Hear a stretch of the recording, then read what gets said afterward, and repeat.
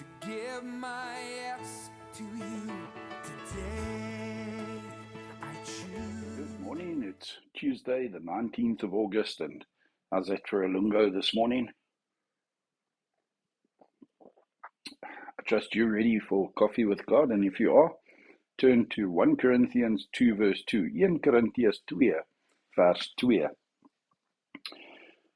Paul writes and he says, "For I determined to know nothing among you except Jesus Christ and Him crucified."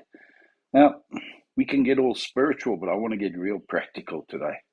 It's good to know Jesus Christ as Lord and Savior, Him crucified, because the crucifixion work is the releasing, victorious work of Jesus Christ that sets us free, that helps us overcome, that opens the door for God's grace to be poured out into our lives as we accept Jesus Christ as Lord and Savior. But I want to hone in on what Paul's saying here. And he's writing to the church in Corinth, and he's saying, you know what? I didn't come here to impress you. I didn't come here with flattering words. And he says, I determined to know. And I want to challenge you. Here on the 19th of August, is there still something that you think you need to learn? Or do you think you're the cleverest person in every room that you go into? Are you always the one who knows it all? Paul says, I determined to know nothing but except Jesus Christ and Him crucified. At least he made an intentional decision. He determined something at the start of his journey into Corinth. And you know, we go through life and we just, I want to say we just sail with the flow. We just sail downstream. There's very little determination that's taking place in this day and age. When I speak to people, I hear that they are victims of, in this country, and corruption, and these politicians, and these people, and my boss, and my employees, and, you know, the economy, and the weather, and there's very little determination taking place anymore. So I want to call you out to be determined. Are you going on a trip sometime soon?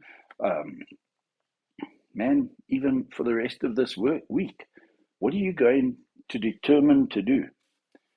I set a goal to do certain things throughout each day, and that focuses me, that hones me, that brings some habits and some disciplines into my life. But there was a time when I determined to make that a part of my day. And as a result of that determination, I'm reaping the fruits and the results of it. And Paul says, I came to you in weakness and in fear and in much trembling. And my message and my preaching were not in persuasive words of wisdom, but in demonstration of the Spirit and of power. Why? I determined to know Jesus Christ and Him crucified. What's your determination? What are you setting yourself towards at? Or are you just flowing, just going, just allowing life and everything about your life to take control and just push you and take you wherever it wants to take you? Something to think about. I trust you're having a good week so far, and if you've got time, come and have a cup of coffee and let's determine together to get some action and some direction and a goal or three going for ourselves. But in the meantime, forget the tea and enjoy that coffee.